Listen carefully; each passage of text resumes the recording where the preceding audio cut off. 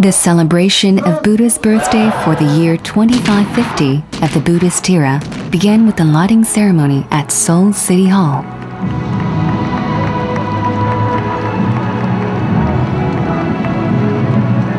Welcoming Buddha's birthday with great joy, we focused our sincere minds on the hope that the illumination of Buddha's truth and compassion may spread around the world, just like the soft light that shine from the many lanterns gathered here on the dimming streets.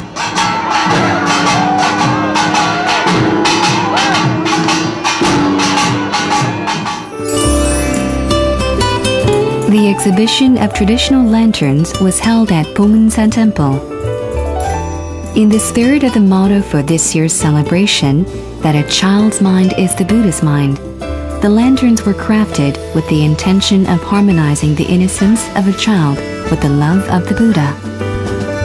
With the quality of the exhibits created both by amateurs and professional artists improving year after year in terms of beauty and design, they left nothing to be desired when compared to the quality of any traditional lantern exhibition.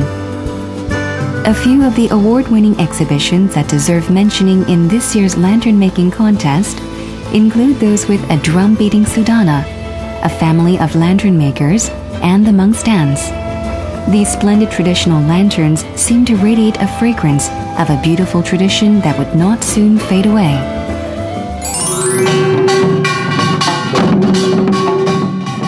Yeon Deung Hoe, the celebration on the eve of the Lantern Festival, took place on Insadong Street in front of Chogesa Temple. It was a delightful festivity featuring a gathering of colorful parade floats and traditional performances.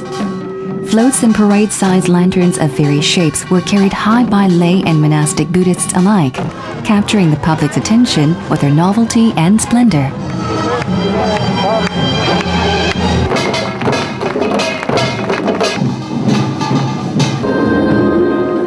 Many of the dance productions by the Buddhist performers were newly choreographed numbers, developed by the various groups themselves.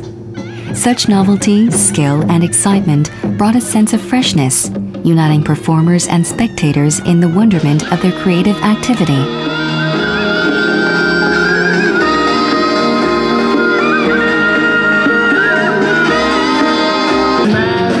During the Taedong Nori, or the time of communal play, both the Buddhists who took part in the Yeon Deung Nori and the crowds of spectators mixed together with joy and excitement, moving their shoulders up and down, beating time with their feet, and dancing together in circles, hand in hand.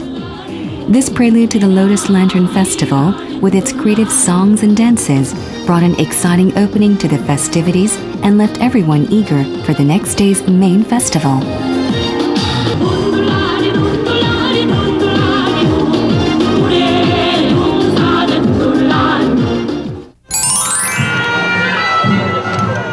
On the city blocks in front of Chogesa Temple, the Buddhist Street Festival was held, allowing anyone to come and openly take part in the experience of various facets of Buddhist culture.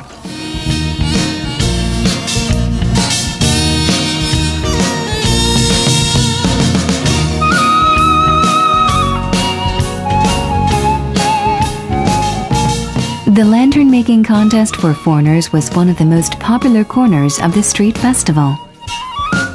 The time spent completing their lotus lantern helped cultivate a beautiful memory, leaving them not only with their beautiful paper flower, but a blossom in their minds as well.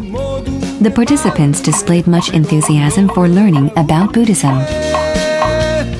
This space devoted to the international Buddhist culture experience demonstrated the fact that Buddha's truth transcends beyond ethnic, language, and national boundaries. The Buddhist Culture Corner provided not only sights to take in, but personal activities to experience for oneself. There were opportunities to receive massages, learn meditation, practice calligraphy, and create Buddhist paintings, inspiring many festival goers with a sense of joy and pleasure, as was evident by the frequent bursts of boisterous laughter.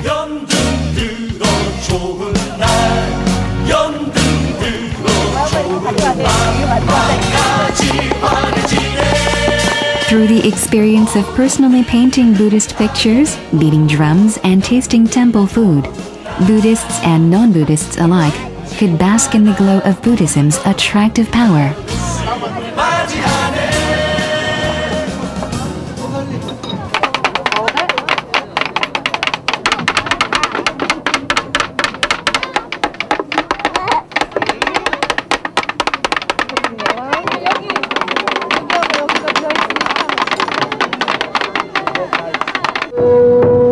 The traditional culture and arts performances were staged in two separate areas. Performers ranged from lay practitioners to monks, Koreans to foreigners, elementary students to professional artists. They presented a wide variety of performances, some that were too rare to find anywhere else, such as the Yeongsanjae, an age-old ritual performance of music and dance, performed by monks as a means of showing respect to the Buddha. There were other performances as well, including monks' dances, floral hat dances, and various group percussion shows. Together, they made for a highly engaging and entertaining set of performances, successfully harmonizing the spirit of tradition with the dynamism of youth. What was especially notable about this year's festival was the remarkable increase in the number of young Buddhist participants. Moreover, folk art performances by foreign Buddhists were sufficient to make us feel not only that the spirit of Buddhism is alive elsewhere, but that we all are part of one community, sharing in the truth of the Buddha and his teachings.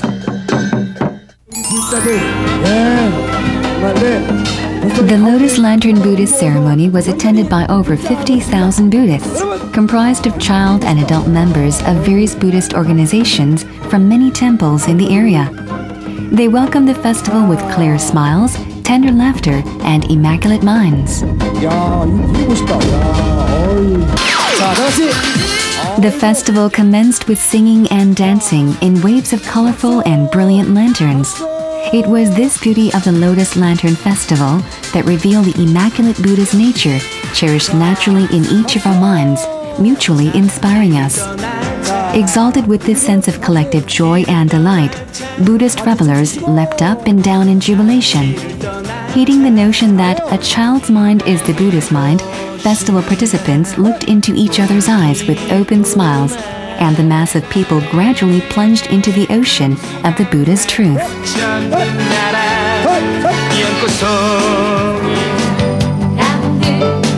In this moment of exhilaration, it was impossible not to burst into spontaneous laughter, overcome by a sense of joy and hope.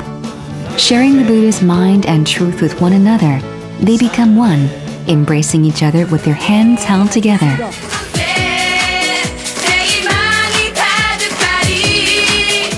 In the waves of freedom, peace, love, and awakening, the boundaries between priest and layman, and the distinctions of age, sex, ethnicity, and nationality melted away.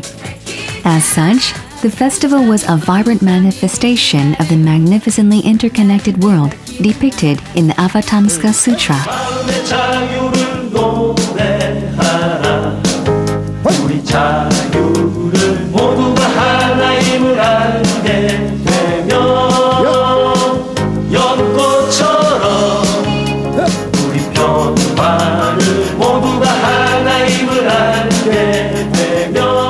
By attending this Lotus Lantern ceremony, people shared an experience of laughter and play, dreaming of a world brighter than this one, each participant vowing to become a lantern illuminating in the world, just like the Buddha, and to respect and love each other just like the Buddha.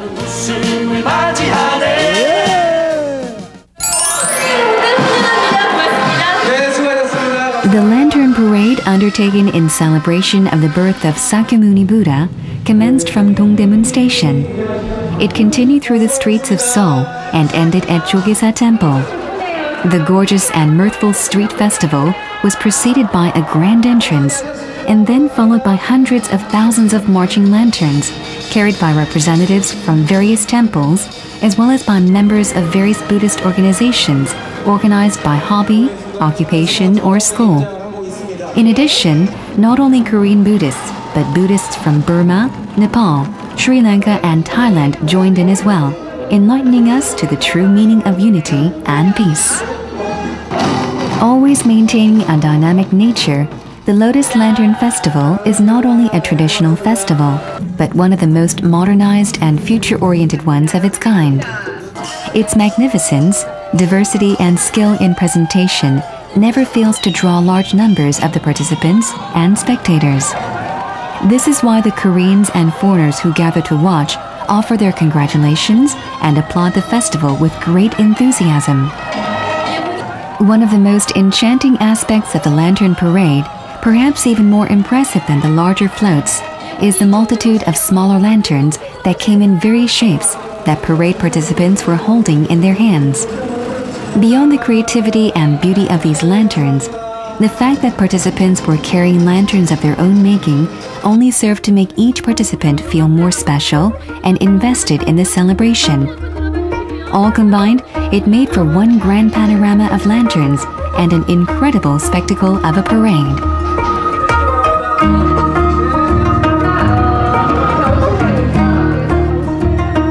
All were imbued with the wish that, like the bright and colorful lanterns embroidering the night streets of Seoul, the fragrance of wisdom and compassion shall fill the entire world.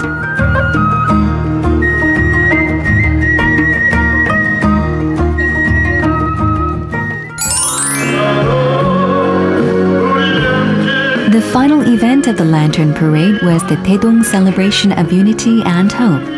This beautiful closing celebration, both for those who worked hard arranging the long march of the Lotus Lantern Festival, and also for the general public who gave their cheers and acclamations, went on long into the night. With the strong desire to continue sharing this touching feeling inspired by the festival, participants applauded and cheered passionately.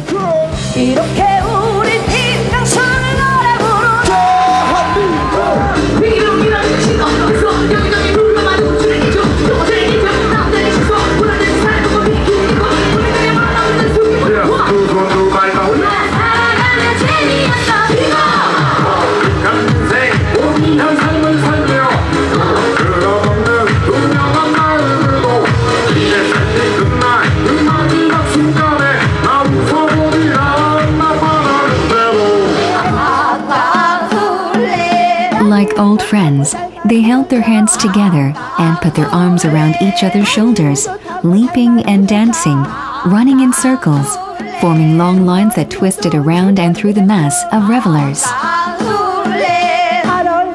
At this critical moment of economic hardship and social polarization, when hope is desperately needed for us all, more than ever before, festival goers came to dream of a new hope and vowed to make the Buddhist Pure Land a reality through the compassion taught by the Buddha.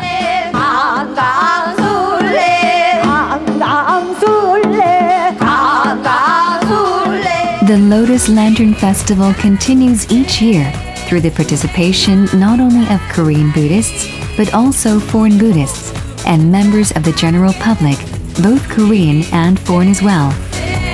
This annual occasion allows everyone to take part in a positive way, and it came to an end at last, with hope-laden shower of flower petals raining on the dancing mass and showering everyone in the warm embrace of tradition and mirth.